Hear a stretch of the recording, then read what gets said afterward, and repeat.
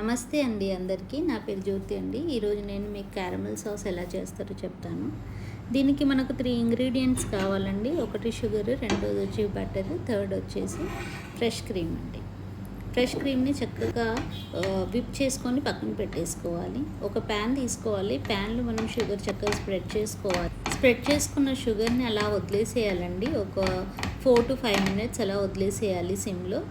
అప్పుడు మనకు sugar melt అవుతున్నట్టు కనిపిస్తుంది. మనకు గోల్డెన్ కలర్లో షుగర్ కనిపిస్తుంది. ఇంకా అది మెల్ట్ అయిన తర్వాత దాంట్లో బటర్ యాడ్ చేయాలి. బటర్ ఒక్క సెకండ్లో అలా మెల్ట్ అయిపోతుంది, కలపాలి.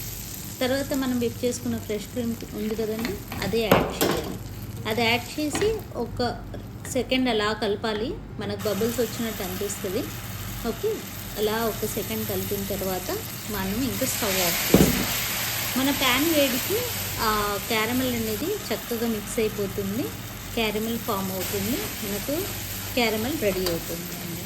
ఇంకా అది చల్లగా అయిన తర్వాత ఒక ఎయిర్ టైట్ గ్లాస్ జార్లో వేసి దీన్ని మనం స్టోర్ చేసుకోవాలండి. ఈ క్యారమెల్తో సంబంధించిన caramel nuts, caramel ice cream నేను మీకు ఇంక ముందు వీడియోలో చూపిస్తానండి. సో